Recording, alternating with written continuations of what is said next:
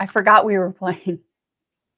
Good job. And we're live. Welcome to And Now for Sports for this week. I'm Matt and joined as always by RJ. RJ, how are you today? I am doing well, Matt. It is Wednesday. You and I see each other for content 3 days a week. Yep. And those days that I know I'm going to see you are always a little bit better. It makes the day just a little bit more joyful versus the multi-hour of sitting and looking at your face while I edit the podcast. So I enjoy the live moments. That is fair. Let's see what we can do here. One moment. We got doohickeys. So we got sports to talk about. Mhm. How we want to break this down? Do we want to go back to baseball to start? How do we want to get Yeah, things going? let's do some baseball. Matt, how'd the Blue Jays lose the World Series? Because the Blue Jays, like the Dodgers, did not win the World Series. No, they The did not. the Blue Jays lost the World Series. They sure did. Absolutely. It is ridiculous how they lost the World Series. The Blue Jays lost the World Series in Game 6 on a number of base running mistakes. The biggest of which was in the bottom of the ninth, and you had one out, runners on second and third, and a line drive hit out to left field. Kike Hernandez runs in, grabs the liner, and Addison Barker is caught way off of second base, and he's got to scamper back, and he doesn't make it in time as Kike throws back to the second baseman, and they double off Addison Barker. I forget that it is always a force play when you're not tagged up, so Yes. nobody tagged. And Barker had another base running mistake in the ninth in the Game 7. And the thing is, Tampa Bay was playing not to lose, not necessarily in Game 7. They were playing not to lose, and in Game 6, they did not have that killer instinct to go get it done. And I don't know why, but they just couldn't finish it out. So base running mistakes killed them in Game 6, and then they did them no favors in Game 7. In the extra innings, there was one point where Isaiah Kiner Falefa was held up at third base when he probably should have scored. And another play that resulted in a force out at home that prevented a run from scoring. And yeah, a series loss is built over a number of moments, absolutely, but there is no more key moment than Addison Barker getting thrown out to complete the double play in Game 6. Because even if, let's say Hernandez catches that ball, right? If Barker gets back to second and the runner in front of him doesn't attempt to tag up, you still have one out with runners on second and third, and George Springer coming to the plate. Mm-hmm. And then if Springer can't get it done, you have runners on second and third with two outs in the bottom of the ninth for Vlad Guerrero Jr. And why would you not do that? Yeah, it felt the play at home as well. It felt like they assumed they were going to win at certain points. So they not phoning it in, but it felt like they assumed they were going to win, so they were in pre-celebration mode. So it was premature celebration at certain points of like, why are you not 12 inches more off third if you're trying to go home? You know what I mean? Like, why are you back as far as you are and then you try to get home? Like, these are baseball fundamentals. Bad fundies can definitely cost you a series, and it's not good. So, yeah. So endeth the 2025 World Series. I mean, it's a nice run for the Toronto, absolutely, but to end the series, to lose a series on base running is no bueno. Yeah, at least they got on base. It's not like they got no hit in the last 2 games, or a ball went through somebody's legs in game 6 that seemed to curse them for game 7. It's not a situation like that. I want to thank you for the Bob Murphy call going through my head right now. I was thinking of Bill Buckner, actually. Oh, no. That's the play I'm thinking of. Oh, okay. But it's Bob Murphy on the Mets radio call. Okay. I'm sorry. I didn't know the radio call announcer's name for something that happened before you and I were both born. Bob Murphy is a legend in New York sports. Thank you very much. I'm not debating that at all. I just didn't have that name front and center. It's fair.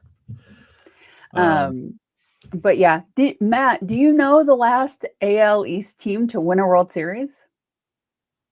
It's the Red Sox. It is the Boston Red Sox from 2018. So also went 18 innings with the Dodgers. So the Dodgers are now 1-1 in World Series that they go 18 innings with their opponents. They absolutely should be 0-2, though. Yes, absolutely. I mean, yes, I would remember the last AL East team. You had me name every World Series champion from 2000. That was off air. Yeah. Very impressive, though.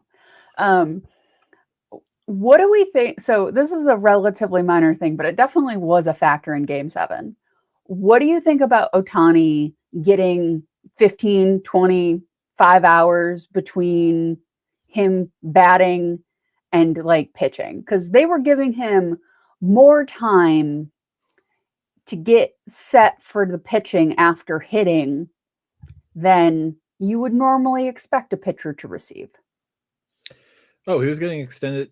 Do they have pitch clock in the postseason? Because if they have pitch clock, they have a certain postseason, amount of time you're supposed to get out to the mound. Oh, and they were granting him more time. They were giving him much more time. They granted the Ohtani, they have a carve-out rule for Ohtani and any other potential two-way player. They have a specific Ohtani rule. So it doesn't surprise me that they were giving him more time. It also doesn't surprise me that he got the quick hook in Game 7. Game 7 is everyone's on deck, right? The only guy who really shouldn't be on deck is the guy who pitched the day before. But Yoshinobu Yamamoto decided, no, I'm going to pitch Game 7 too. Because, his arm's going to fall off. He won a World Series, so maybe he's okay with his arm falling off. # worth it. So, yeah. Interesting for the Blue Jays all around. Interesting run. It'll be interesting to see how much of this team they bring back. Although one player they are definitely bringing back is Shane Bieber. Yes. Shane exercised he had a player option from his contract that he signed last year with Cleveland. And, it was just a player option. It was not a mutual option or a club option. Although I'm sure the Blue Jays would have picked up the club option instantly. It's a 1-year, $16 million deal that he exercised himself as the player. I like player options. They're pretty cool. I mean, they can hamstring a team if the team wasn't expecting the player to exercise the option. But $60 million for Shane Bieber is a bargain. I would love to see. I'd love to see what he does in a full year in the AL East. Dude is ridiculous, and one of my favorite pitchers. And we'll see what happens with him going forward. And I need to trade for him in my fantasy league. Is he the best Bieber in Canada? Yes, unequivocally. Okay. I just want to make sure we're on the same page with the rankings of the Biebers. Yes, he is the best Bieber in North America, quite frankly. So Matt, Dodgers won the World Series. Yep. Whether we think they should have or not, doesn't matter. Is there going to be a lockout now because the Dodgers just won the World Series? There was going to be a lockout before the Dodgers won the World Series because everybody just makes it everybody's putting the Dodgers on easy mode. When we first launched this, I said, stop sending all your good players to the Dodgers. the joke in the Red Sox community is the Dodgers are just the Red Sox East, or I'm sorry, the Red Sox West. And looking at the Dodgers lineup, I'm like, oh, I know him and him and him and him. The Dodgers, like every transaction from the Dodgers, it just reads like the Dodgers recall first baseman Freddie Freeman from AAA Atlanta. The Dodgers recall starting pitcher DH Shohei Ohtani from AAA Los Angeles. Like, stop just handing over your good players for like nothing. Freeman, free agent signing. Betts, really bad trade. Yeah, that one still hurts. They brought back Brock Stewart and they traded away James Outman. Outman's not going to be an amazing outfielder for Minnesota. The Tyler Glasnow trade has not really worked out particularly well for Tampa Bay. I don't remember what else they got. They got Ryan Pepiot, who is kind of good, but like not my favorite arm from the Dodgers farm system. But like they got Tyler Glasnow and they didn't have to give up. They had to give up one of their top 3 arms, but I wouldn't have ranked Pepiot in their top 3. He's a really good pitcher, don't get me wrong, but like he is not Emmett Shaheen. He is not Landon Knack. He is not Kyle Hurt. He is not it's embarrassing that I get to keep naming guys who are still in the Dodgers system after all the freaking trades that they've done. Like they picked up Teoscar Hernandez off the trash heap. They picked up Freddie Freeman when Freddie's agent and when the Braves got a little too cute with Freddie's agent. Like it's just not fair what they do. So they're also going like good for them for grabbing the bags with all these players, right?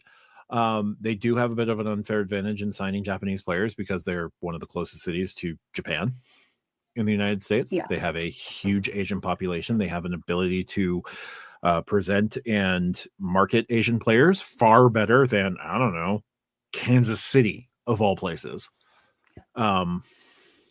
Seattle tends to do that as well. Seattle has a few. But very few will start their careers on the East Coast. Some will start their careers in Toronto. If it's not the US East Coast, it's Toronto. But primarily players will come over and they sign immediately. Like they will start with LA, San Francisco, San Diego, Seattle. Yeah. Do I think there's going to be a lockout? Yes. Do I think they're going to institute a hard salary cap? I hope not. I don't think salary caps solve anything. I would like to see a hard salary floor because what Colorado, Pittsburgh, Sacramento / Las Vegas, whatever the hell the Athletics are now, those teams aren't even trying. And like at least a salary floor of $90 million, potentially $100 million, should be a thing, and a hard floor at that, because you should be able to, one, you can field a team for $100 million across 26 men. That's about $4 million a player. Mm-hmm.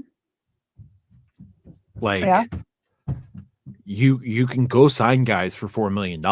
You can go sign guys for a lot more than $4 million. Like $4 million average is not a hefty ask. So no. I think I do think there's going to be a lockout. I don't think it should be because of a hard cap. If the Dodgers ownership group, the Blue Jays ownership group, the Steinbrenner brothers, Cohen, whatever entity now owns Fenway, like the Fenway Sports Group, although I think they're selling it, I don't know.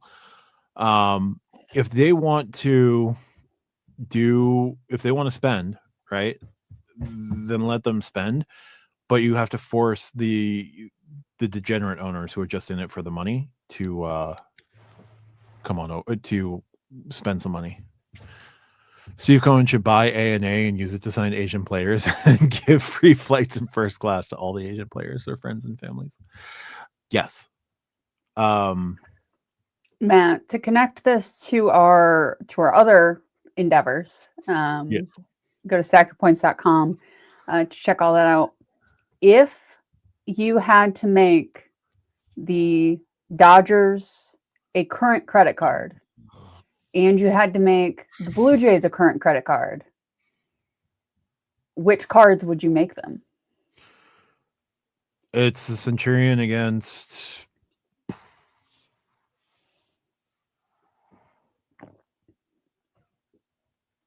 What would the Blue Jays be? They're not an Amex card. No. No. I'm gonna be Sapphire really preferred. weird. I was about to say the Sapphire preferred. Like, yes, they still have a high payroll, sort of like the Sapphire Reserve, but like they don't focus on the Sapphire Reserve's new bullshit.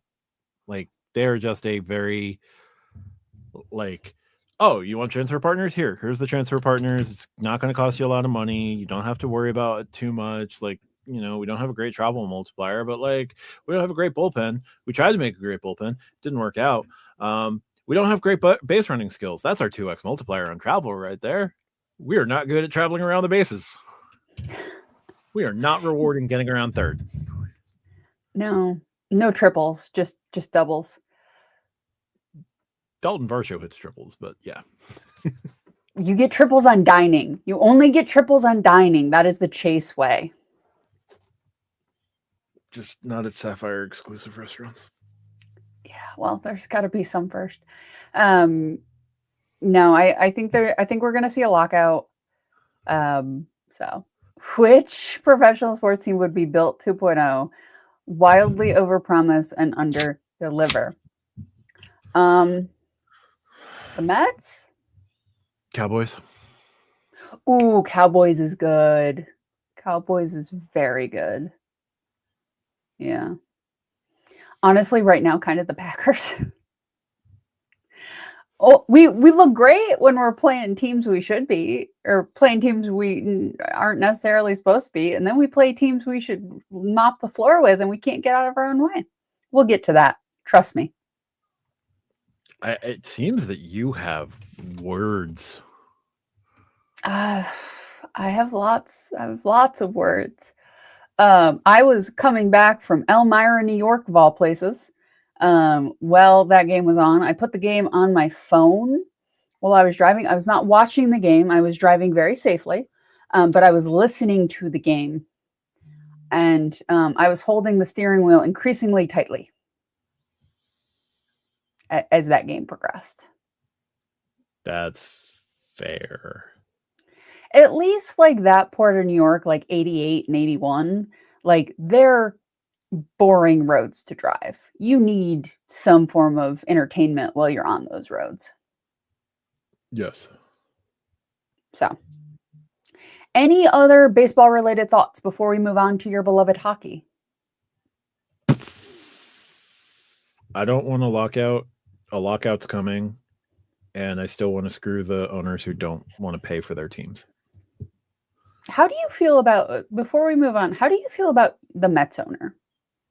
Like, I don't know enough about him to know if he's as annoying as my owner, who just seems to trade everybody now. So I am personally conflicted. I am someone who doesn't particularly love how billionaires become billionaires. I mean, fair. I also very much don't like the particular way in which Steve Cohen became a billionaire, because he was a hedge fund manager, a hedge fund owner. I don't like hedge funds. I don't like private equity groups. I don't like when hedge funds and private equity groups are kind of one and the same and run by one person, which, like, they weren't really private equity, but they were sort of private equity with the way that Steve Cohen made his money. Now, here's the thing. Steve Cohen is obscenely rich. Steve Cohen wants to use his obscene amount of wealth to bring a championship to the New York Mets. I can appreciate that. I can appreciate that he also wants to build a sustainable machine so that he says, we want to be like the Dodgers. I appreciate that he is taking steps to do that. I know that it's going to be a multi-year process. 2024 was a bit of a tease, and then giving Juan Soto that insane contract was probably not the smartest of ideas, but you know, you got money to boing, you got money to boing. Steve is a damn sight better, and overall, just for all of his ills for how he got his money, he's still a better person than the Wilpons, which that is fair.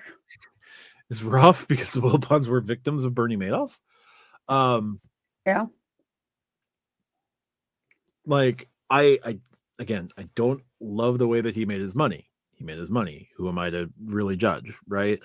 He wants to use his money to bring a championship to the team, and he wants to use his money to make the team as sustainably in the championship discussion as the Dodgers currently are. I can't fault that as a fan of the team. The one thing he continues to do that really bothers the shit out of me is he continues to let Bobby Bonilla Day be a thing. He doesn't just pay the however many million and just end it. And you want him just to pay the man and have him go away. I want him to hand over the big comical check in center field and just, Bobby, get the fuck out. I'm done with this meme. Since this meme took over this team, we have seen nothing but misery. We've gone to the World Series and lost horribly. We've lost the NLCS to the frickin' Dodgers. Is this your curse of the Bambino? Like, is Bobby Bonilla your Bambino? I, for damn sure, am willing to experiment. Do you need your Big Papi? I mean, you can't have ours, but do you need one of your own?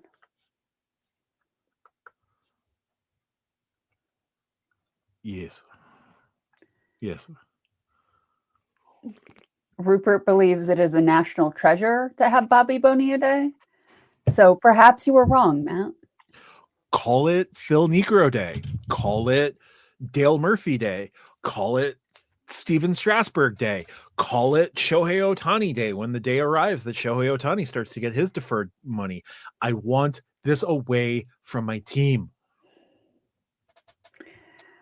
Brace the Bonilla. I did in 2000, and then he got cut, and it created this problem. I was fine with Bobby on the team. He wasn't good that time around. He was worse the second time because he was older. I was fine with it when I was 13. This pains you, doesn't it? We wasted the career of David Wright. You we did. wasted the good parts of Jose Reyes's career before it turned out that he wasn't a very good person. Aaron Heilman changeup ruined my life. We've ruined Johan Santana. We sent him out there for a 157 pitch complete game no hitter, and it ruined his career.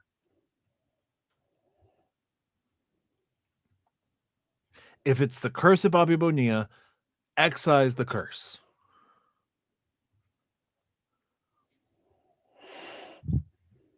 Tell me how you really feel, Matt. I can't quite tell. No, I get it. If the Red Sox had a day where JD Drew got $1 million or whatever from us, I probably also would be a little cranky. Though JD Drew was better than Bobby Bonilla. Yeah.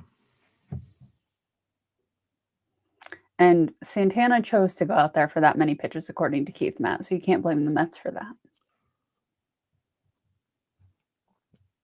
2012 could have been a championship year without the curse of the Bonilla. You throw the first no-hitter and you win the championship, I would sign up for that. I think every Mets fan would have signed up for us being able to win the World Series in 2012 with finally getting the bugaboo of the first no-hitter of franchise history off of our back. We haven't thrown one since. This is true. So Matt, who do you see other than the Mets themselves, who do you see as the Mets' biggest rival? Philly. No. Philly. And then Atlanta. Yes, I blame Dusty for doing the same to Mark Pryor. And Kerry Wood. So to you, Philly is my Yankees. Like, I wish everybody on that team gets jock itch. Like, I don't want them physically, like, I don't want them to die in a plane crash. I just want all of them to have jock itch. Forever. I want the Phillies to forever play in an empty stadium. That's fair. Source King, I also refer to Dusty Baker as the destroyer of arms.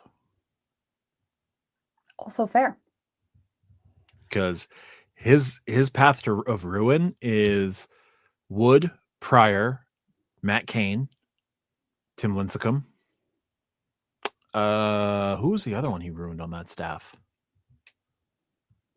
They had like a 3-headed monster before Bumgarner showed up. Mad Bum withstood Dusty because Mad Bum withstands all, but Dusty is the destroyer of arms. Yeah. Did he go back to the... No, he may not have gone back to the Giants. Whatever. Anyway, Dusty Baker ruins baseball players. Does not help. So anyway, yeah, baseball. I think we're good with baseball. So one of the things I'm doing at this point of the year is trying to figure out my 2026 travel plans. And I think I'm going to try to go see some baseball. So that should be fun. I want to, because I'm in a decent area for actually going to see live baseball. Like, I have to get to the city, but once I get to the city, like, Philly's not far, New York City, obviously, Boston's not super far, Baltimore, Pittsburgh. So I have places I can go and watch some baseball. So I might do that a few times next year. Also, I have to apologize. He didn't ruin Lincecum and Kane. That was somebody else, but he did the early damage to Steven Strasburg. Yes, he did. Any hoozle. I would say go to PNC Park if you have not yet gone to PNC Park. The only place I have seen a professional baseball game is Boston at Fenway.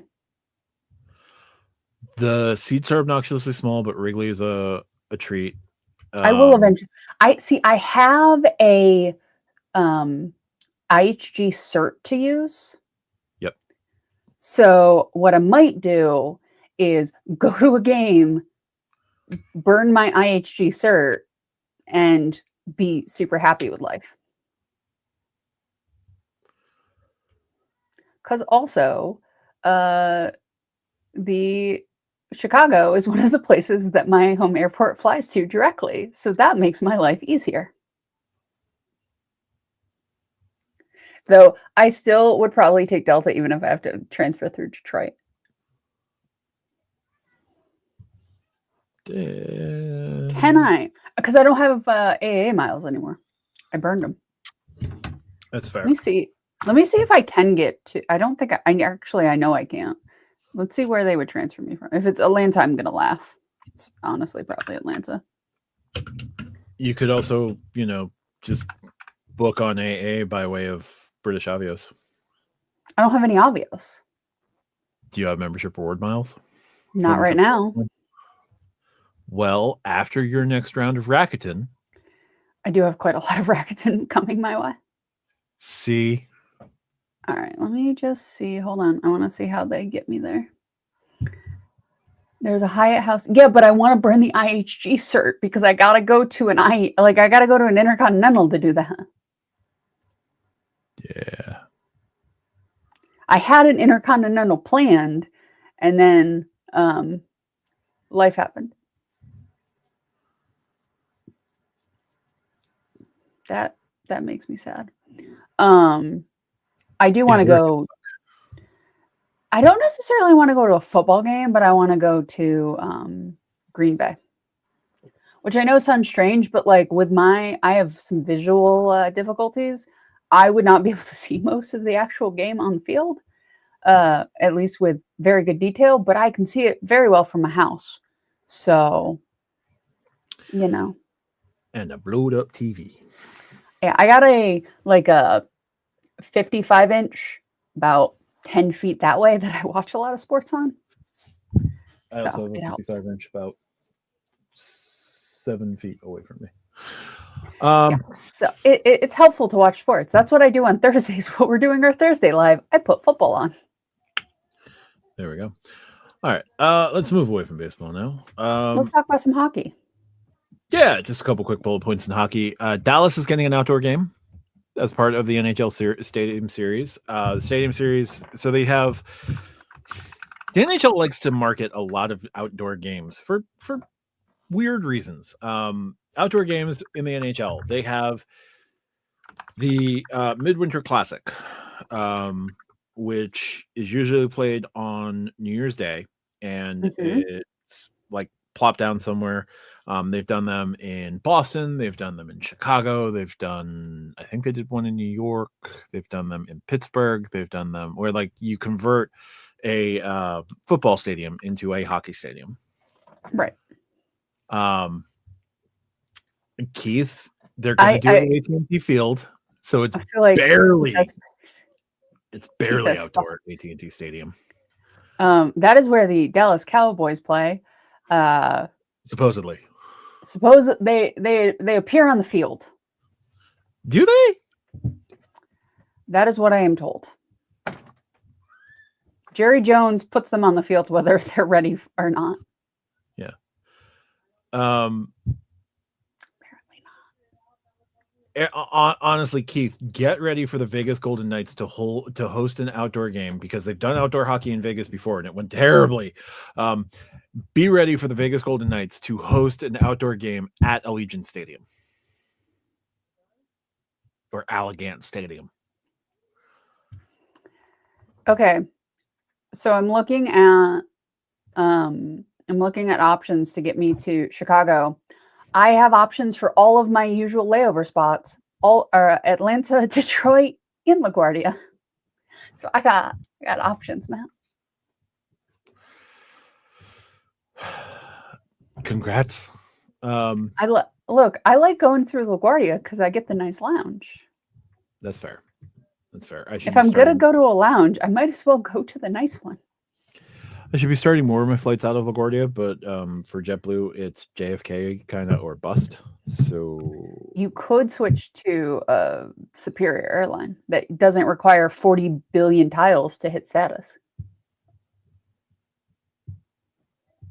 I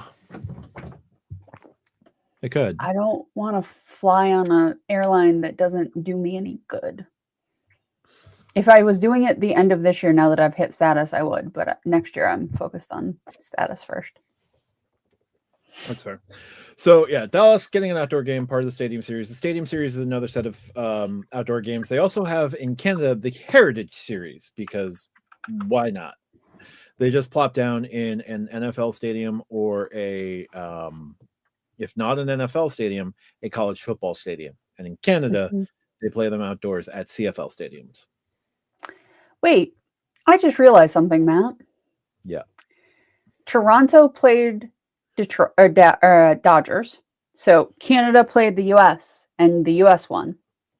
Yeah. What just happened in hockey last year? Canada played the US and the US won. Does that mean that the US is better than Canada? We got our asses kicked every gold medal event to the Canadians. So, no. Not in women's hockey. Usually that's much more of a brawl. Yeah, I'm speaking about the U.S. men. Oh, yeah. No, they're... I mean, most of our best players in men's hockey are not Americans, so... Yeah. So, yeah, Dallas getting an outdoor game. Why at AT&T Field? I don't know. Money. That's why. It's always money. Oh, yeah. I mean, that stadium is huge. You can put a lot of people in it. Yes. And if the weather is bad, you can shut it. Yes. And they can temperature control it a lot better than, wherever Fenway Park. No, I was gonna say Globe Park Field or wherever the hell the Texans play now. Oh God, yeah. Not the Texans, sorry. Globe Park Field, wherever the hell the Texas Rangers play. That's in the Metroplex. Yeah. So yeah, Dallas getting an outdoor game. Whoop-de-doo. Next up in the NHL, parity. The Eastern Conference is hilarious right now. If you look up the Eastern Conference standings in the NHL, the top team in the NHL in the Eastern Conference is the Montreal Canadiens, who have picked up 19 points. 2 points for a win, 1 point for an overtime loss. No points if you lose in regulation. The Canadiens ended up with a courts out on Carney, but like the fact that the Liberals picked up more seats in that snap election was pretty hilarious. It was a Especially because low. it was It's supposed to a be low bar, Keith. That's that. It's a low.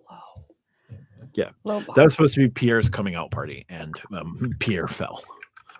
So I'm gonna be a Maple Leaf fan at Bell Center. The hatred will make me stronger.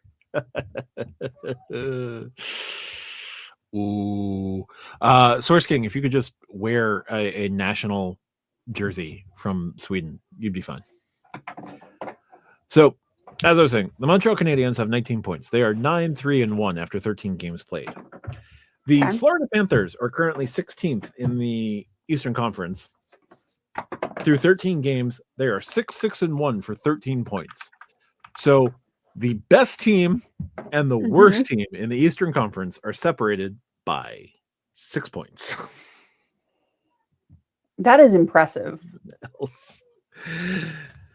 Everyone, like the playoff picture right now. If the playoffs started today, the Canadiens, the Devils, the Pittsburgh Penguins, the Red Wings, the Carolina Hurricane, Boston Bruins, Toronto Maple Leafs, and Philadelphia Flyers would all qualify. But the Canadiens and the Flyers are separated by 4 points. So to go from last to a playoff spot is 2 points. Mm-hmm. Can I ask you a non-hockey person question about hockey? Sure. Why are there why are the division names like the division names? They like Atlantic, Central, Pacific, I get, but like the Metropolitan, yeah, they just couldn't call it the Eastern Division for whatever reason. So this last round of realignment was completely stupid. Now, it used to be there was the Northeast Division that was I don't remember how many. I don't remember the old Northeast Division, but it was like Toronto, the Islanders, no, there wasn't even that. There used to be like there was a division of just like Boston, New York, Pittsburgh, Philly, and that was it. There was the old Southeast Division that was Washington, Carolina, the Florida teams, and Atlanta. And then Atlanta moved, and that kind of fucked everything up. Because like, what does Buffalo have to do with the Atlantic? Because you got to go through several Great Lakes and a seaway before you get to the Atlantic. Just one Great Lake, really. I mean, depends on how. Anyway, you have to go through a Great Lake and a seaway before you get to the Atlantic. Like Boston would fit much better in like the metro. Why is Detroit in the Atlantic? Again, why are the Florida teams in the Atlantic? I mean, at least like Florida's on the water. Yes, but then Carolina and Washington are in the metropolitan. Like this, like the Western Conference makes more sense. Like if I look at the teams in it, but the East Coast is jacked up. I understand that New York State is. I am a member of the club, Keith. However, looking at the Eastern Conference, it's weird. They needed a way to get Columbus and Detroit into the Eastern Conference. Why Detroit isn't in the Metro, I don't know. It makes no sense, honestly. Like, I miss the old divisions because they used to just be called different things. There was like the Campbell division and the Prince of Wales Conference. Hold on. like the Central Division makes a good amount of sense. Avalanche, Jets, Mammoths, Stars, Predators, Blackhawks, Wild, Blues. Like that makes a fair amount of sense. Pacific makes a fair amount of sense. Though some of them could, you could argue between the Central and the Pacific there might be some overlap, but like they make sense.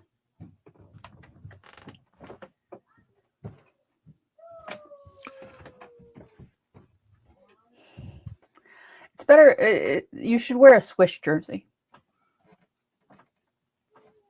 I have one Swede, and the Maple Leafs have 3 Swedes. Wearing a Swedish jersey would make me neutral. See what I did there. Yeah, not too many Swiss players on either team on that one, and it's national jersey, and it's cool. It's red and white. So from 1993 to 2013, my formative years of learning about the NHL, the Eastern Conference was composed of the Atlantic, the Northeast, and the Southeast divisions. The Western Conference was the Central, Western, and Pacific divisions. Those sort of made sense. And then they changed everything up. Then they turned it to 4 divisions four divisions because they wanted to put 4 by 8. So 4 divisions, 8 teams per division. I would rather they bring back, when they did this sort of thing, when the NHL was 18 teams from 1974 to 1993, they bring back the Prince of Wales Conference and the Clarence Campbell Conference. Campbell Conference is effectively the Western Conference. Prince of Wales is effectively the Eastern Conference. The Adams and Patrick divisions in the Prince of Wales Conference, and then the Norris and Smythe divisions. This way, you don't have to have any geographic confusion with like the names of everything. Then it could just be, I don't know, they just decided to throw it into the Adams division. I don't know why they did that. That would make my answer significantly better. Yeah, it would. Also, the Canadians have 24 titles. That seems excessive. Yes, but they haven't won one since 1983. Oh. And most of the ones that they won were like consecutive during the 93. During the 6-team era, the original 6 era, and then they won a good number between 67 and 74, but like after 74 it got a little bit harder for them to win the Stanley Cup. Some guy named Gretzky and an Islander dynasty got in their way. And then they won it in 93, and they haven't won it since then. I didn't realize, this sounds terribly rude to you, Matt, as a fan. I did not realize the Islanders were ever good because I have not heard of them as particularly good in my lifetime. Which technically they haven't been because the last time they won a championship was 83. Yes, but that was the last of 4. Yeah, like right in a row too. Yep. Did they make a deal with they made the opposite deal of Buffalo? Of we're going to go 4 times and win all of them? Yes.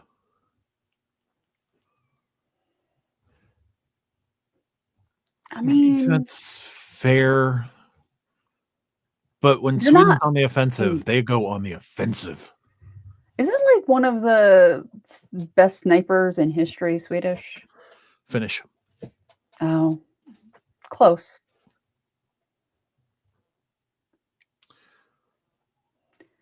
There really is a striation with titles. It's 24, 13, 11, 6, 6, 5, 5, 4, 4, and then down from there. 13?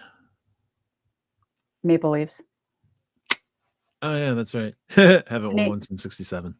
Canadians, Maple Leafs, Red Wings, Bruins, Blackhawks, Oilers, Penguins, Islanders, Rangers, Avalanche, Devils, Lightning, Panthers, Kings, Flyers, Ducks, Flames, Hurricanes, Stars, Blues, Knights, and Capitals. Everyone Oh, with yeah. a title The that is Flames won currently one. still active. Oh, they won theirs in like 87, 88. That's right. The winner for Who's Lanny. that? That's right. The Flames. 89. They won a title in 88, 89. Nailed it.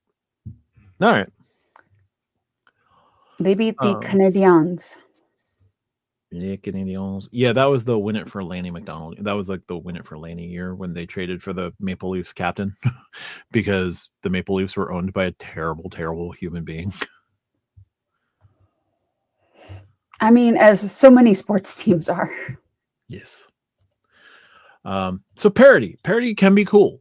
Just look at the Eastern Conference. 6 points.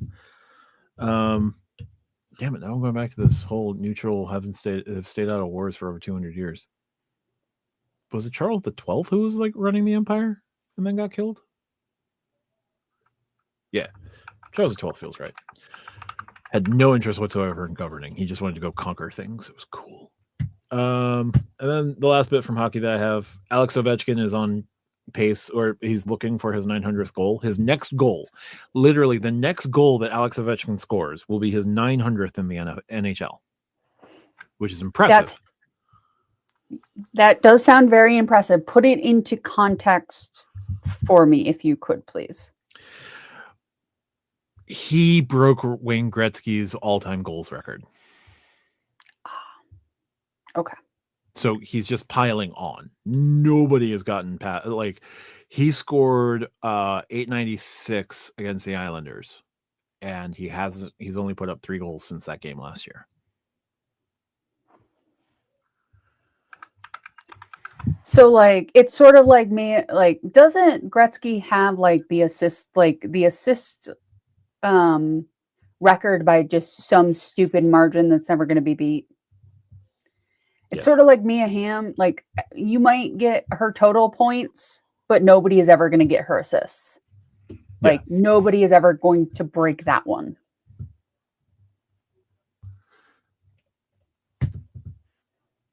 Okay. Again, I put things into context. So did he get it? Wait, hold on. He scored it earlier tonight. Yep. 35 minutes ago, they posted. RJ, if you have the document that we work off of open, can you scroll down to what to watch? Yep, I see that. Hey, Matt, guess what? Apparently, I'm just the harbinger of good news with friggin' sports things. You are Tariq, but of sports. Yeah, for those of you wondering, my what to watch upcoming things we're excited to watch. How long it takes to get to 900. I put in parentheses, next Caps game now based on Schaefer, because Matt Schaefer lost his point streak the first episode we did of this, and now Ovechkin has hit number 900. He hit 900. It does not seem to be that he will hit 1,000. Probably not. Not with the way that his scoring has fallen off. He's also done 1,500 NHL games as of October 25th. Yep. So yeah, I'm just going to stop putting things in what to watch now because it just happens. It's just going to happen. Do you know how many players have hit 500 goals, Matt, in the NHL history? I don't have the names in front of me. I just have the total number. Absurdly small number. It is, I want to say 15. 43rd. He is the 43rd player to hit over 500 goals. Oh, okay. Yeah, Tavares became 43. Okay, that makes sense. Tavares is the most recent entrant to the Ovechkin is the 20th player to reach 600. Okay. So that seems like a hell of a drop off between 500 and 600. Like that is the curve of diminishing returns. Yeah. 700 goals is less than 20 players, I think. No, way like that 15 I said is probably 700 goals. 800 goals is like 3 dudes, and then 900 is now 1. So I have this up in front of me. 800 goals is 2 dudes. Well, okay. technically 3 if you count Ovechkin in all of the categories above, but people who've only scored in the 800s, Gordie Howe and Wayne Gretzky. Yep. Gretzky was 6 away from scoring 900. Yep. All right. 894. That's impressive.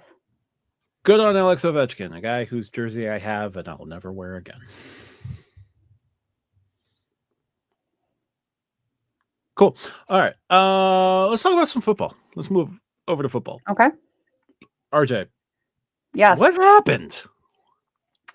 Matt LaFleur sees a bad team and gets precious.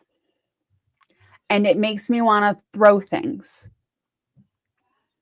Like, Malik Willis can hand the ball off.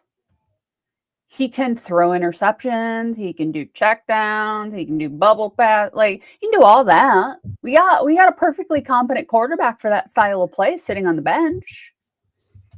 We have Jordan Love. Jordan Love is a very good quarterback. Yes, he makes some dumb moves at times, but he's a very good quarterback. If you call plays that lets him be a very good quarterback, Matt LaFleur, not you. It is, if the Packers are playing a really good team, we step up. If the Packers are playing a mid team or a bad team, we play down to their level, and it makes me angry because this team should not be what the record is right now. They should be better because they're a good football team. We'll be talking about it in a bit. We got Micah Parsons.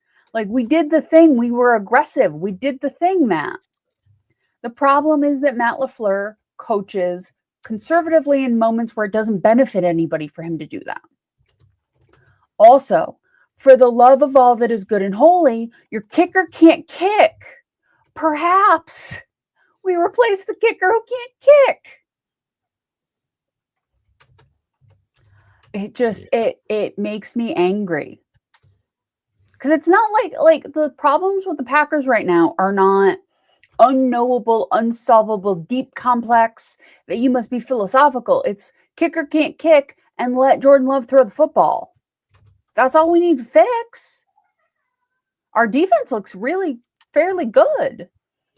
Like, if you look at the Packers score lines, let me pull this up right here.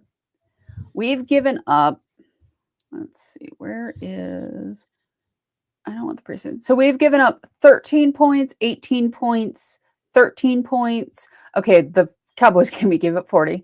Bengals 18, Cardinals 23, Steelers 25, and then 16 to the Panthers. Like, we're not giving up a stupid amount of points every game. Like, our defense is doing their job. Like, forget the Cowboys game for a second, right? Like, that was a bad game from a defensive standpoint, but everything else has been reasonable. We only have, looking at this, we only have two games, that are over 21 points for our opponents. 3 total if you include the Cowboys game. That's not bad. But yet, we can't get out of our way and score the points we need. Like, the Steelers game was not the same team of the Panthers game. It's like they're not playing. Like, the Giants game genuinely makes me nervous. Like, it should not be a question of if we can beat the Giants. I know we can. It'll be a question of what Matt LaFleur calls when we play the Giants. It is deeply frustrating, Matt. That's fair. I get it. I do. Is there a hockey equivalent for coach won't let quarterback throw ball real good? Oh yeah, no, there's plenty. Defensive trap, like the neutral zone trap, was a big thing in the 90s because the Devils just turned it into suffocate your team to death. And so a lot of teams adopted that style of play. There are coaches who do not get the most out of their players. And so, yeah, no, I can definitely get where you're coming from with that. But isn't LaFleur supposed to be like a player's coach and like an offensive minded coach? He's very he is well liked by his players for the most part. And if it's a hard game, he coaches well usually. It's the problem with LaFleur is the games that we shouldn't like. I was not worried about the Panthers game. And then we played the Panthers. You know what I mean? Like the games that I'm not worried about are the ones where he has issues coaching. And it makes no sense. And all I just said, Packers are currently leading the division and have one of the best records in football. So it's that annoying thing of like, it's frustrating. Like the games that we should not have, like Matthew Golden, I don't know why he's there. Like we're not targeting him at all. He was our first round pick. He was our first round receiver pick. And we're not targeting him. Let's see. As long as Texas didn't sneak in because of one good game from Arch Manning, it should be fine. Let's see what we got. So number one is Ohio. Number one is The Ohio State University. Indiana. And Texas A&M. They all have perfect records. 8-0, 9-0, 8-0. Number 4 is Alabama with 7-1. Georgia is 7-1. Ole Miss is 8-1. BYU is 8-0 at 7. Texas Tech at 8-8. Or I'm sorry, 8-1, excuse me. Oregon 7-1. Notre Dame is 6-2 at 10. Texas is 11 at 7-2. 12 is Oklahoma. Then you got Utah, Virginia, Louisville, Vanderbilt, Georgia Tech, Miami, Southern California, Iowa, Michigan, Missouri, Washington, Pittsburgh, and Tennessee for the top 5. And this is on collegefootballplayoff.com. How many teams make it to the playoff? I want to say it's top 6, top 8 now. They expanded it. They did just expand it. Let me take a look. So they do a top 25. What I just gave you was the top 25 from the selection committee rankings. Right. That's the poll. 12 teams. Okay, so what was everything before 13? So the top 12 right now are Ohio State, Indiana, Texas A&M, Alabama, Georgia, Ole Miss, BYU, Texas Tech, Oregon, Notre Dame, Texas, Oklahoma. It's weird to see Texas and Oklahoma that low, but also not necessarily. It's interesting to see Indiana as high as they are. Yeah, 7-2 is still pretty respectable. Good on them for getting through Arch's injury, I guess. I mean, I know the Ohio State will usually rank pretty high. I mean, I'm somewhat floored that Indiana is as high as they are. Notre Dame checking in at 7-1, better than BYU that has an 8-0 record, right? Notre Dame came in at like 7 and BYU is 8. Oh, yeah. Okay. So December 7th, the final set of rankings will be released.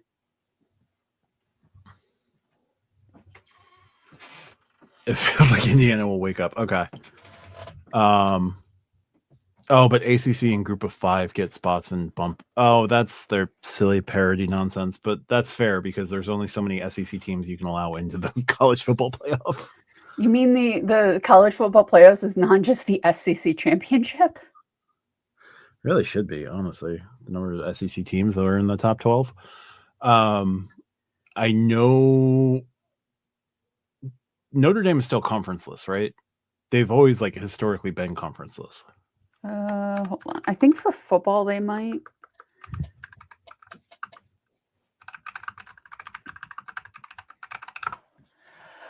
They are in the FBS independent schools, yeah. Okay. So it has 2 schools in it, Matt. Would you like to know what the other school is? Boise State, which it's not because they're in the Mountain West. The University of Connecticut. Oh, I mean, UConn used to be ACC, so I guess that's kind of They're fair. ACC for everything else. Like Notre Dame is ACC for their primary conference, and Connecticut is Big East for their primary conference. For football, they are independents. Okay. It'll be interesting to see how it shakes out over the last couple of games. Weird that not Clemson. Auburn is no, Auburn's not feeling a good team this year, so it makes sense that Alabama would be. And you said December 7th is when they set the playoff. It's the last poll ranking, yeah. There's probably a couple more conference games in between, so these will change. Indiana, okay, so here's the thing, right? You've got a couple big Thanksgiving time games that come up, right? One of them is the Iron Bowl between Auburn and Alabama, right? Roll Tide versus War Damn Eagle. And if Alabama loses that game this year, they will probably drop completely out of the rankings for losing to an unranked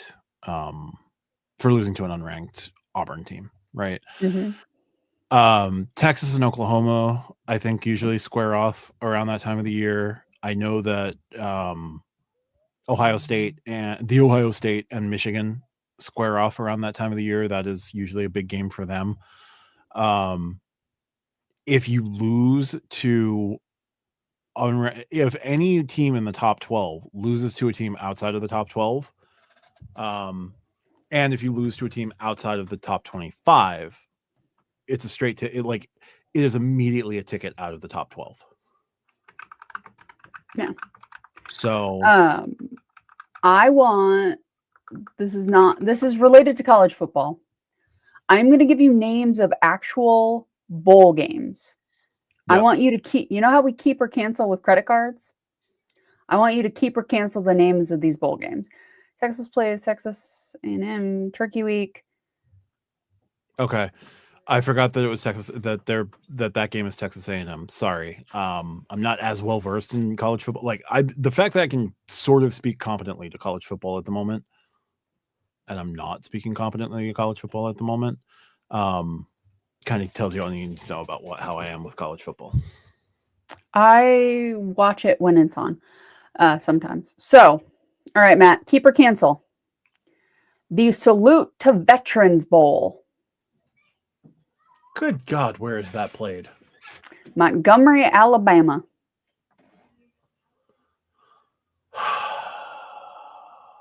And it's not even either of the two big teams. No, wait. Bama. No, Bama. No, Bama's in Montgomery. I would. I'll just keep it based on the name, but everything else I'd throw out. The famous Idaho Potato Bowl. This is game will feature teams from Mid-Atlantic Conference and the Mountain West Conference. I'm going to keep this for one specific reason. It's played on blue turf. Mm-hmm. Let's see here. The Game Above Sports Bowl. This is Big Ten and Mid-Atlantic. This is played at Ford's Field in Detroit, Michigan, day after Christmas. I'm sorry, what's the name of it again? The Game Above Sports Bowl. Yeah, it can row itself to the middle of the Atlantic. No. The First Responders Bowl, which is teams from the group of 5 conferences. No. Okay. Trash the that. The Military Bowl that's played in Annapolis, American Atlantic Conference, Atlantic Coast Conference, and Independent Notre Dame. So this is the Army-Navy game, and if they can't allow Navy or Army to play in it, they just invite Notre Dame. Sounds it. I guess Air Force can get invited from time to time. No, I'm gonna cancel this game as well. There are too many bowl games. The 2025 Fenway Bowl, which is played at Fenway Park in Massachusetts. It's the Atlantic Coast, American Athletic, or Notre Dame. Played Saturday, December 27th. Again, this is played at Fenway Park.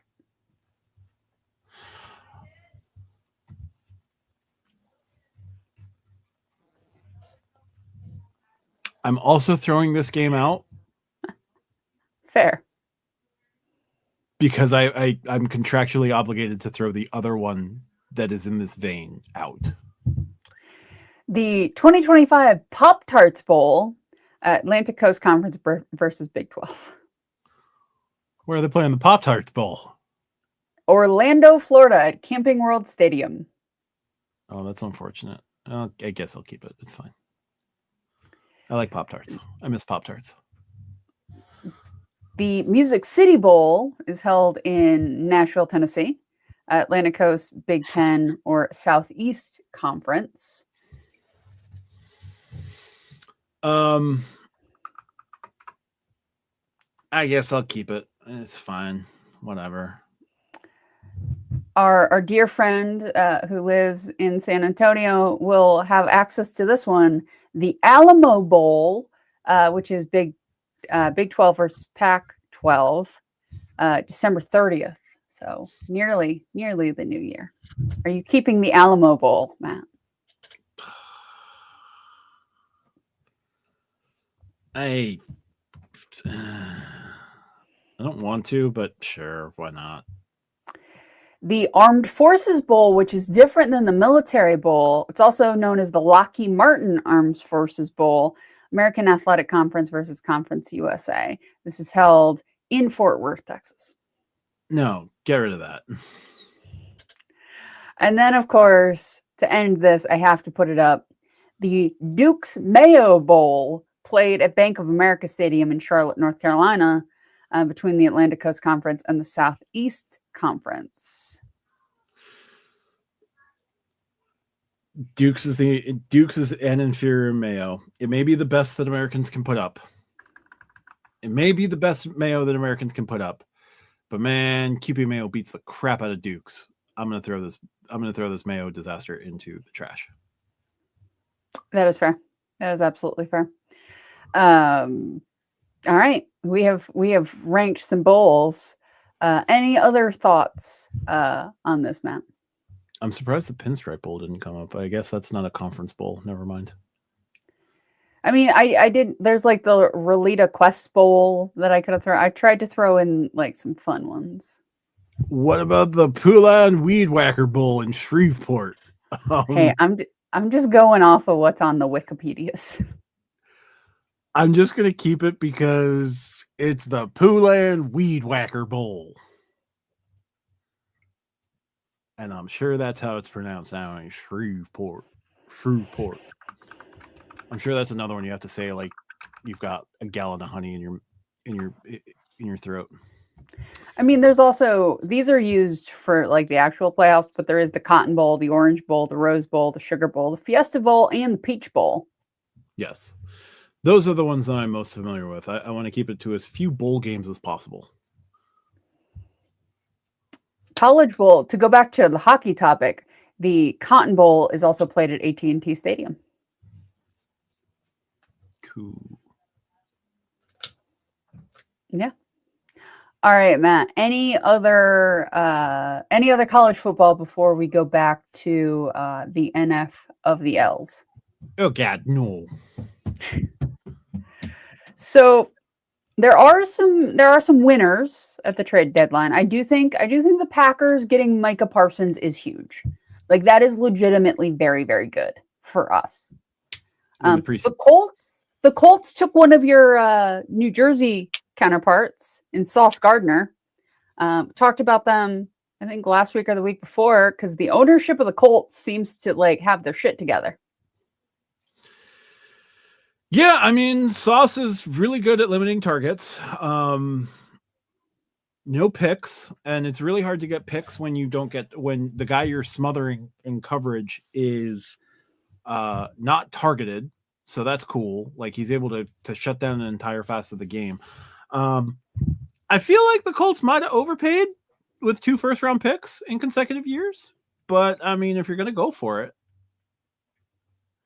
but Texas plays that. Oh, yeah, that's fair. At the actual Cotton Bowl, yes. You know, if you're going to go for it and you want to shut down corner, Sauce is up there. Sauce just makes mistakes from time to time that can cost you dearly. He's not going to like kill you with those mistakes, but like we'll see what happens. He's never been tested in the playoffs. This iteration of the Colts has never gone to the playoffs, so there's that. But good on the Jets for picking up 2 first-round picks. They also got like some a wide receiver in the deal, I guess, just to like offset contracts or like money or something like that. But the wide receiver they received is not necessarily the name that they have to worry about because the name doesn't exist yet. And they get 2 bites of the apple for it. Yeah. Also, like, you can give the Jets first round picks, but like they might not do anything useful with them. They've got a new GM. He came over from the Broncos. He seems to have a clue.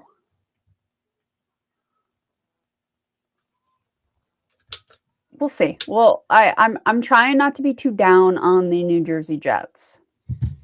Trying. Oh, I don't really care. Like, and Adonai Mitchell is the wide receiver in question. Oh, well, there you go. I'd be willing to bet if you pulled up his stats for this year, he doesn't have a ton of targets. Let's see if this will let me pull it up. Game log. Here we go. And I'm sure his receiving yards total is something like, maybe 600. He has had 9 receptions this season. Yeah, so unless his yards after catch is like insane, he did not put up a ton of yards this year. No. Oh God, no. Yeah. You don't want to put any flavor on that one? Oh God, no. See, I can't do the accent quite as good. You have like Minnesota mom level like accent ability there. I watch a lot of, hi there, it's that Midwestern mom with Minnesota salads that aren't really salads. I love watching her videos, and then every once in a while, one of her singing opera will pop up, and you're like, holy shit. Like, okay then. QC man, they were absolutely doing the Cuba Gooding Jr. Absolutely. Yeah. The problem is their agent let a little boy answer the phone. Yeah. And not the little boy of the woman they just happen to be banging randomly. No. Just like a random kid off the street. Yeah. Like Brees's agent called him and the agent just went, oh, it's Brees. Here, kid, you answer this. And Garrett's agent sort of did the same thing, except Garrett's agent looked at his phone, went, oh, it's Garrett. And he took his phone and he threw it. So Joe Flacco changed teams too, Matt. He went from the Browns to the Bengals. He went to the Browns to the Bengals. No, it's the same one. I'm going through the major trades. Oh, okay. Sorry. Oh, football does the entire season major trades. Okay, sorry. Yeah. No.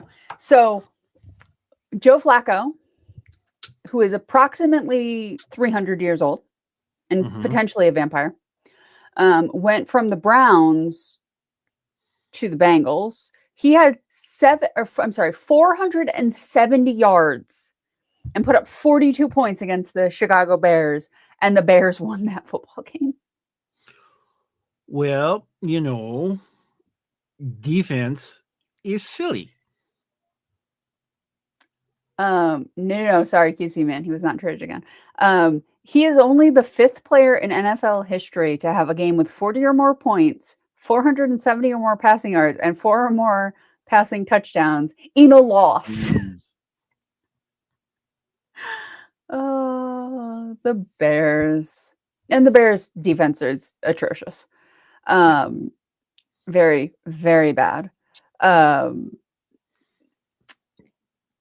Eagles got Jalen Phillips from the Dolphins for a 3rd-round pick. That seems like a good get for the Eagles.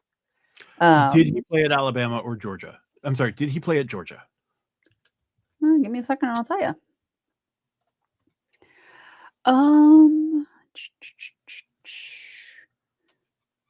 Let's see here. Miami. Huh. So the only thing that might wreck the juju for the Eagles is that he didn't play at Georgia. Yes. Because I only talk about Rove, and the Eagles only get players who played at Georgia. Fair. They also got Jair Alexander from the Ravens, and he was good for a moment, but Jair needs somebody to tell him to sit down and shut up, and I don't know if it's going to be the Eagles head coach. I feel like he's sneaky mean. Oh, he's got that Italian dad energy. Yeah. But like, I don't know if Jair is going to listen. Jordan Binnington stuffed the 900th goal puck in his goalie pants, but the refs came over and made him give it back. You know what? There are 31 other goalies who would have done. No, I'm sorry. There are 61 other goalies that would have 63 other goalies that would have done the same. That is very funny. Jordan Binnington's a bit of a punk, but like, yeah, no, that is very on brand for Jordan. I do like that hockey does, like, their goalkeepers have personality in a way that you don't get in other sports always. I wish, like, the NFL, they could do their helmets the way that goalkeepers do. That would be awesome, but goalkeepers are to the NHL as place kickers are to the NFL. Yeah. Or like goalkeepers in soccer who are insane. Yes. They're either the loudest person on the team or the quietest. There is no in between. Yes. Also, yes. Yes. Nick Mangold passing away is very sad. Like, legitimately very sad. Yeah, he's 4 years old. He was 4 years older than me. It's insane. He's only 41. Just absolutely ridiculous that he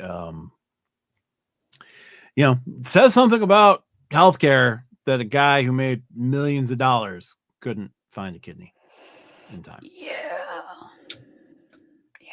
Also, be an organ donor. Like, I am one. I assume Matt potentially could be one as well. I put it on my driver's license. God knows if like I still qualify to be one. That feels correct. I would say bassist, but I absolutely understand where you're coming from because the drummers are also batshit crazy.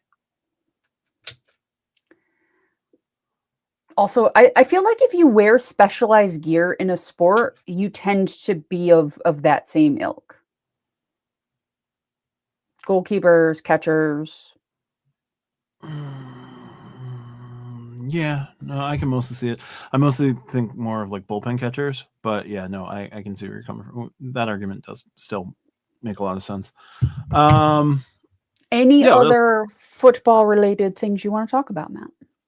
No, just the Jets also added his first round to second round pick from the Cowboys for Quinnen Williams, when they probably didn't even need to trade for Quinnen Williams if they had kept Micah Parsons.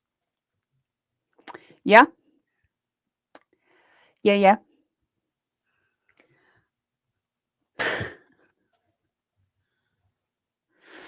Hey, Matt, have you thought of like donating some of your luscious hair for men? Because like I feel like you have thick enough hair where you could donate like a good third of it and nobody would notice. The problem is when it gets like to the curly state that you guys see, the puffball state that you guys see, that's when I just like lop it all off. So I've never really had hair long enough to consider donating. And do you really want just like the follicles? Like just take the follicles out of your skull and just donate it to less follically gifted men. Here, take this. I mean, they're going to Turkey for hair transplants. At least you could be you could make so much money in Turkey just donating hair follicles. It'll know what to do. You'll be fine. It's going to talk about Built a lot for some reason. Pirelli's Miracle Elixir, straight from Matt. Talking about Rove and an obnoxious love of absinthe. Here we go. Seriously, like Matt's hair is luscious. There we go. So yeah, no, I'm good with football. Good on the Jets for tanking the rest of their season to get a better draft pick, because how do you tank further on a 1-7 season so far? By going 1-17. Or 1-16. Just don't fire Aaron Glenn. Let him cook and go get an actual QB. Be really funny if they took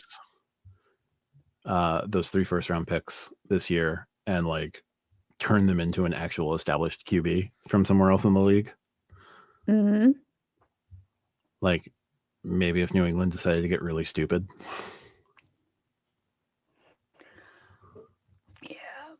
Matt's hair is longer than mine, which I find it very amusing. To your point, Texas dog.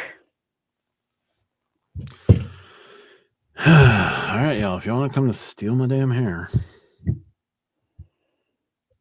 And I mean, you also have full coverage on your beard, which not all men can do. You could do a very convincing Santa Claus. I know. Matt, is that why you're in the Points and Miles game, so you can fly back and forth to Turkey? No, and for very good reason, because I acknowledge that something happened. Yeah. And I feel like that's on the list of questions when you land in Istanbul, and I don't want to answer that the way they want me to answer that. Have you ever seen the comedy trio Foil Arms and Hog? No. They are Irish comedians. They do a series of skits where they are at customs. I retract. Yes, I have seen them. I just didn't know the name. Yep. I feel like that is your style of humor, because the way they answer some of the questions reminds me very much of your humor.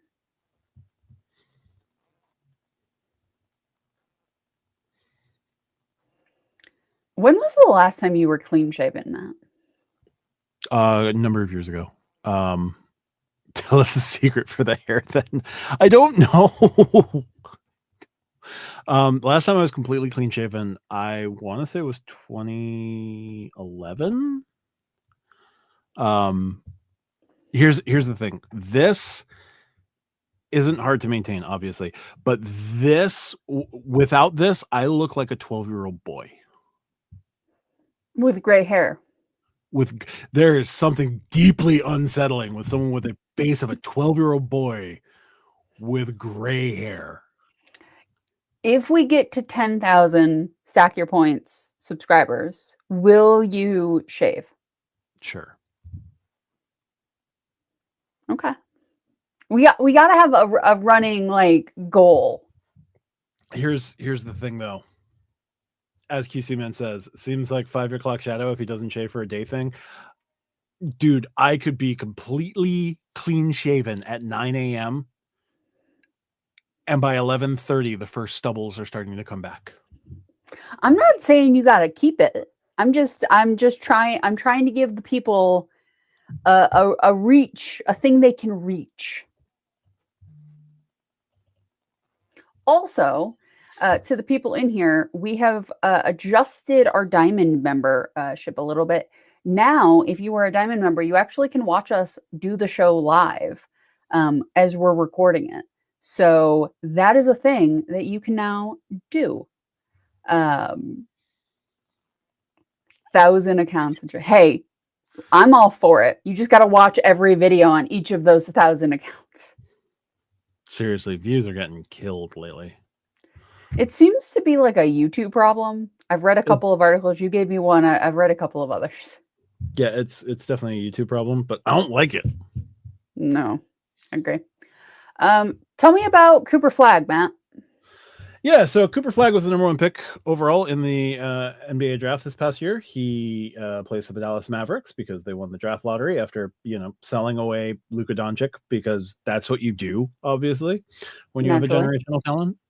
Because why not? So Cooper Flagg, we highlighted Wemby's start last year. Shaving every day is an annoyance and crowns my style. Yes, see this. This is let it grow and hack it down from time to time. So anyway, he's been off to on a per game. If you look at his averages, they don't look particularly compelling. 13.9 points per game, like 2 rebounds and stuff like that. Then you gotta like take it out into context, right? This coming from Nick Angstadt or Nick Van Exit on Twitter. Being 18 in the NBA is hard. Looking at the start of all these future all NBA players compared to Cooper Flagg. Notable NBA 18-year-olds through 6 career games. #1 overall is LeBron James. 101 points through 6 games, 46 rebounds, 42 assists. Shooting percentages from the field, 43, 16, 62. For field goals, 3 points, and free throws. #3 on the list is Dwight Howard, who scored through 6 games, 46 points, had racked up 68 rebounds, had 9 assists, didn't know what a 3-point shot was, and shot 43% from the free throw line and 45% from the field goal line. That's #3. #4 on the list is Giannis, and I'm badly mispronouncing his name, and I'm not even going to attempt the last name. Through 6 games, 30 points, 12 rebounds, 1 assist. #5 is Tracy McGrady. #6 is Kobe Bryant. Cooper Flagg is #2. That is good company to be in. Yes. Through Real 6 good company. Cooper Flagg, 83 points, 39 rebounds. So he's not quite at LeBron rebounds, and he's nowhere near Dwight Howard, but he has smoked everyone else. Yes, he is from basketball hotbed Maine. Yeah. You can't shoot from there, but you can't be from away and play in Maine. From Matt's favorite senator, Susan Collins.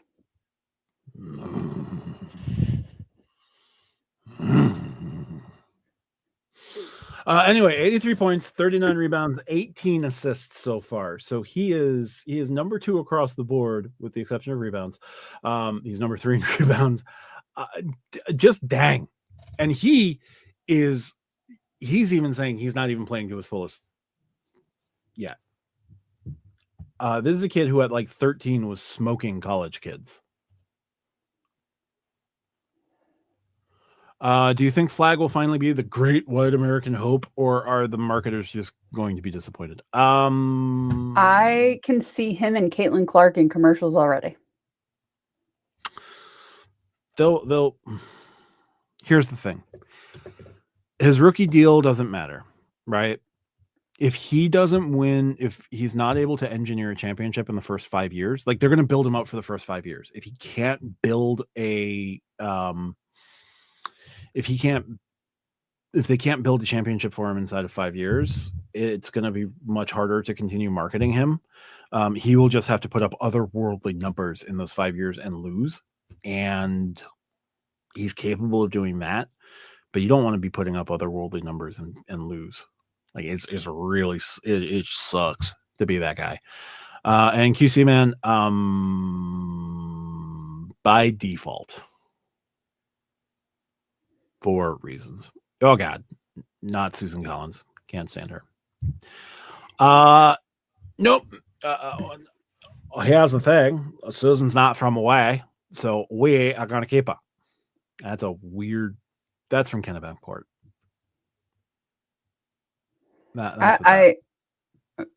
You tried. Yeah. Yep, tried to do Pascal. Ended up can of bent pork. Can of bent pork. Can of bent pork. Jesus.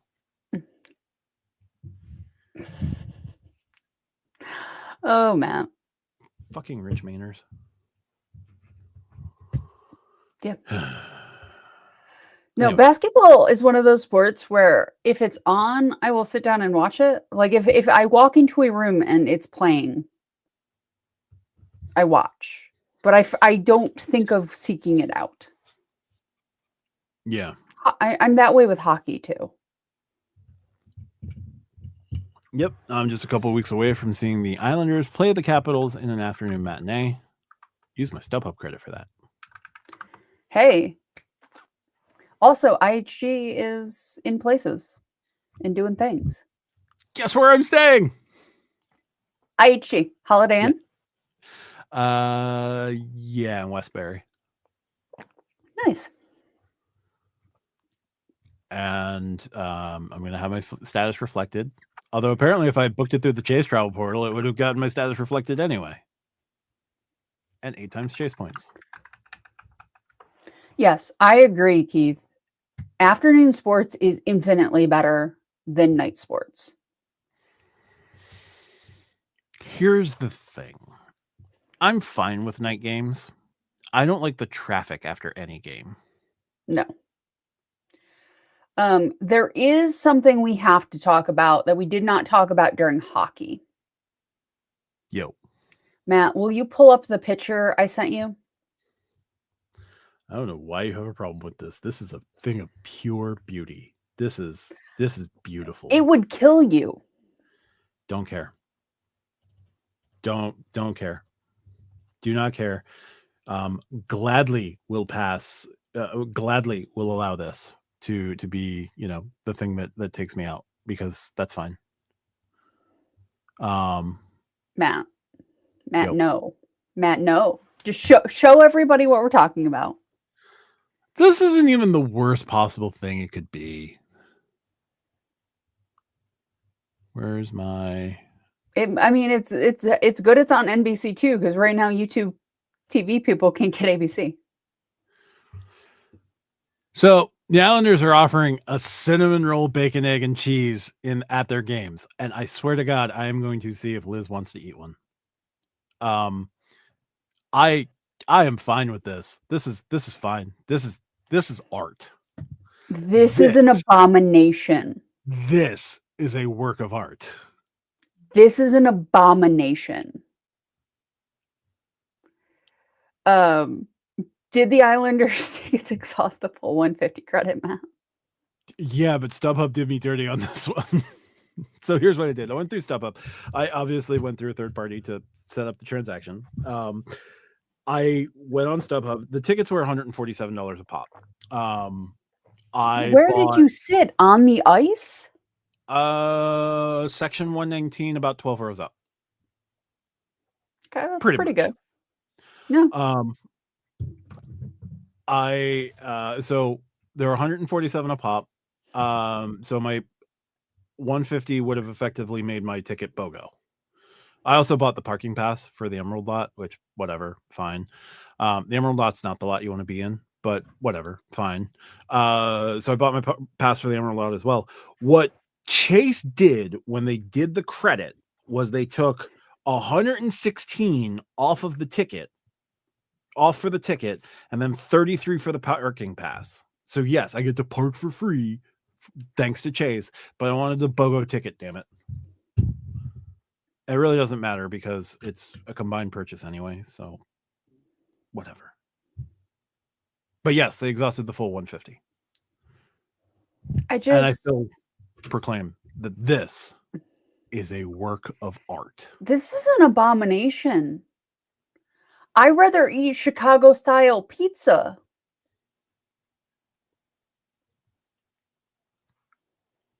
This is an abomination. This is against man and nature, Matt.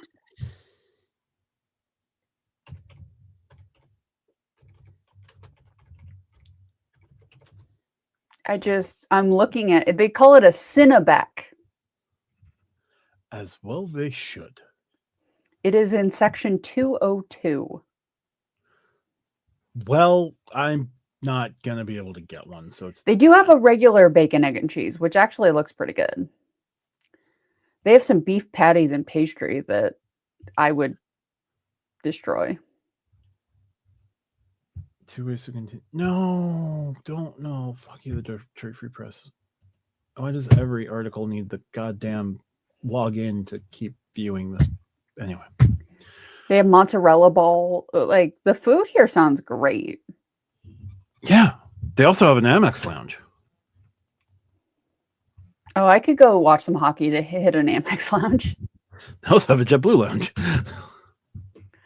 I'll get you into the Amex lounge, man. If you get me into the JetBlue lounge, we can compare. Hopefully the business card gets me in. Although Liz has a what do you call it now? Or no, she's had one for a while. She have the platinum? No, she's got the JetBlue Plus. Let's no see. way I let her have the platinum. What does it take to get in? I don't know offhand. If you want weird concessions, look up the Detroit Red Wings. I will do that in just a second. Yeah. It may look like a bastardized McGriddle, but fellow co-host of the Stack Your Points podcast, Craig, chimed in that it's a Luther. It is a breakfast Luther. And I'm here for it.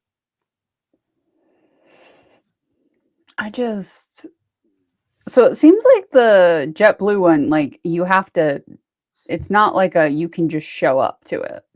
Oh, you got to buy your way into it? You got to buy your way in. But the Amex lounge, you can get into.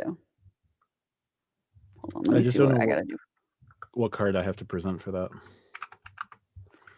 Let's see. American Express lounge.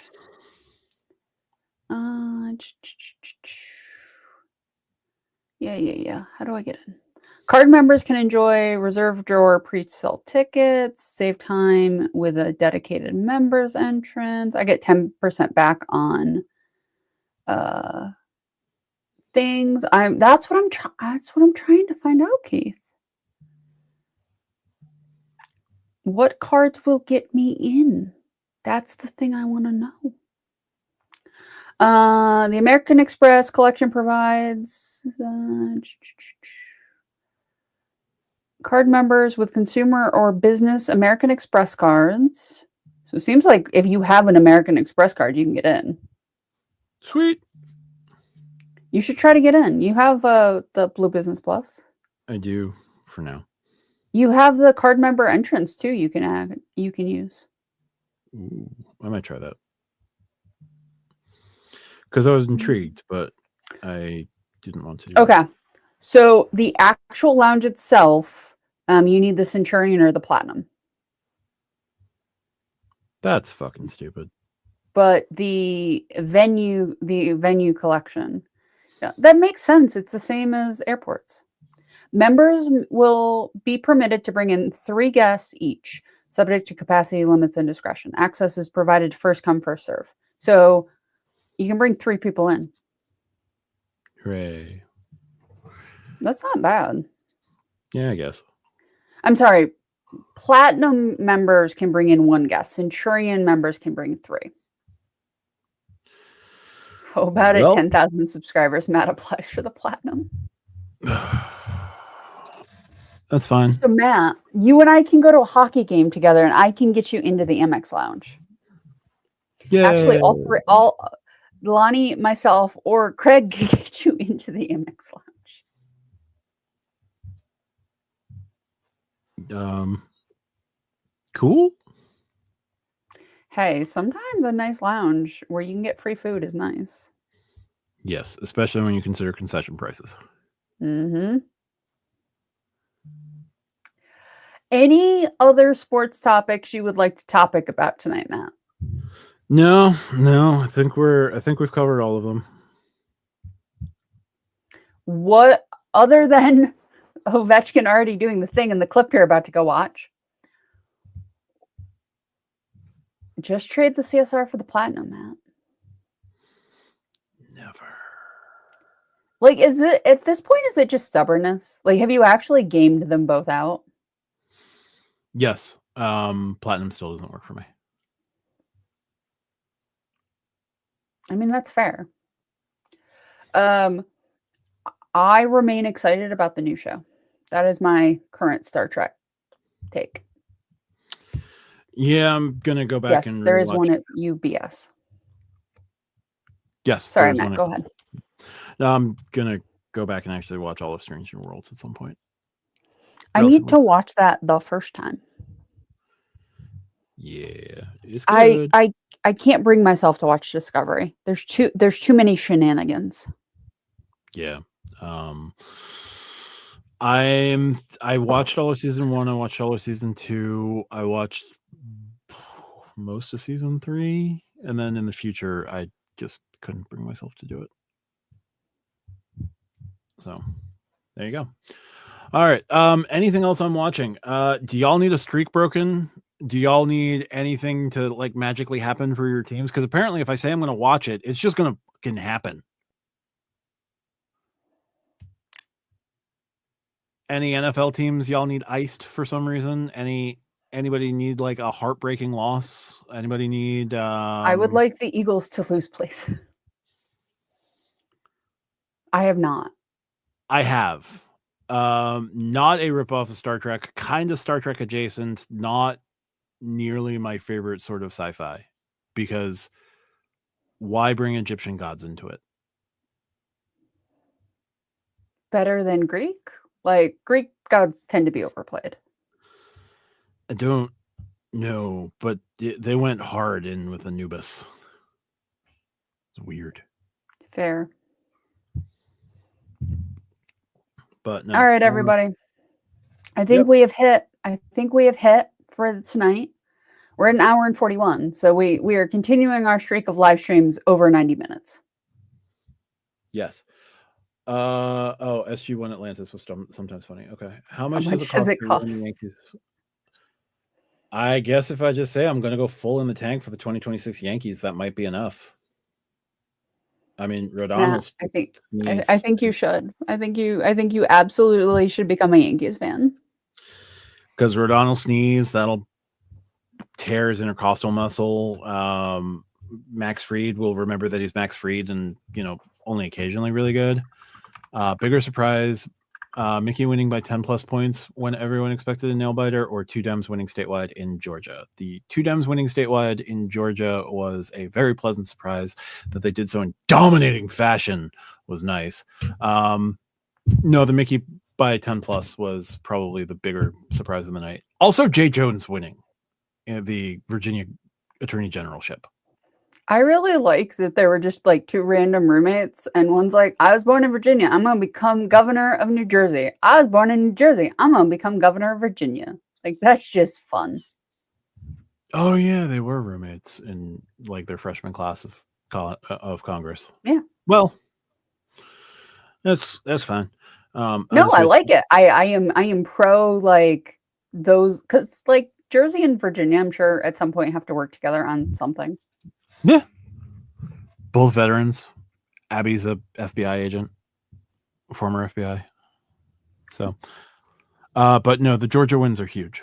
The Georgia wins are insanely huge. Like, I cannot stress how important those are. But yes, my soul, I don't know. I might sell my soul for the Yankees to. Here's the thing. I don't want to sell my soul for one season of the Yankees. That's not enough. I just sell my soul for perpetuity for the Yankees. And still, that sandwich is a work of art. Matt, no. Matt, Yes. no. You don't need sweet icing on a bacon, egg, and cheese. Have you tried it? No, no, Matt, no.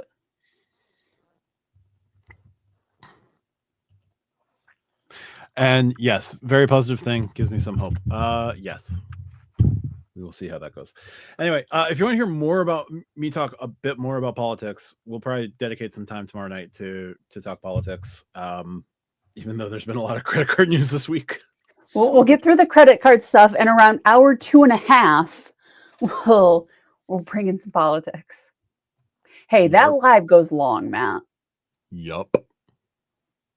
but we love it. We love talking to all of you. Yes. So go to stackyourpoints.com. Make sure you join the Discord. You can be like Keith and be have a little tag on your name for your status level. Doesn't matter how much you spend. You can spend $700 million on your payroll. You could still collapse in the last week of the season. Diamond members get to hear a lot because I guarantee that my colleagues will forget the fact that we're being watched and say things and be like, you can edit that out. And I'll be like, yes, but 7 people just heard you say it. I actually am going to have to create a Diamond members only channel in our Discord. Yes, you are. But that's easy enough. But yes, so we will have that now, which will be very fun. I'm looking forward to that. Because then we can say things like, hey, the chat says, and it'll be a fact check that I don't have to do in the middle of the show. So that's exciting. Yes. I'll feel very much like ATP. Yeah. All right. With that, it's time to say goodnight, RJ. Good night, RJ. There we go. Enjoy your nights, guys. Thanks so much for watching, and we will talk to you soon.